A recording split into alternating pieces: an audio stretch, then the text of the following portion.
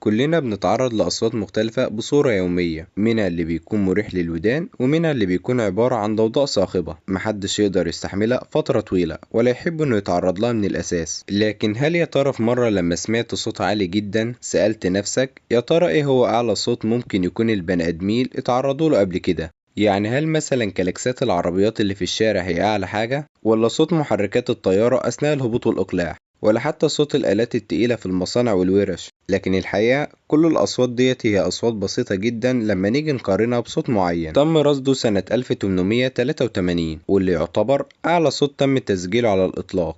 أهلا بيكم، أنا محمد عاطف. بس قبل ما نبدأ، لو لسه جديد في القناة ما تنساش تعمل سبسكرايب وتفعل الجرس علشان توصلك فيديوهاتنا أول بأول. علشان نقدر نحدد أعلى صوت قدرنا نسمعه لحد النهاردة لازم في الأول نعرف إحنا إزاي أصلا بنسمع الأصوات وإزاي بنقدر نحدد الصوت ده عالي ولا واطي. الصوت بيصدر على شكل موجات أو ذبذبات، والموجات دي بتكون عبارة عن اضطراب بينتقل من مكان لمكان، وأشهر وسط ناقل موجود في حياتنا هو الهواء. لما بنيجي نتكلم أي كلمة أو نعمل نغمة عن طريق آلة معينة، الصوت بيهز جزيئات الهواء مئات المرات في الثانية الواحدة، وده بيؤدي لانخفاض في ضغط الهواء في بعض الأماكن وارتفاعه في أماكن تانية. وقتها بتبدأ الموجة الصوتية تبعد عن مصدرها الأصلي لحد ما توصل لودننا علشان نسمعها. وكل ما كان الصوت أقوى كل ما الاهتزازات دي حدتها زادت، وشدة الصوت بنقدر نقيسها بمقياس اسمه الديسيبل. السكون التام مثلا بنوصفه بصفر ديسيبل، وصوت الهمس بيكون حوالي 30 ديسيبل، وصوت الكلام العادي اللي بين الناس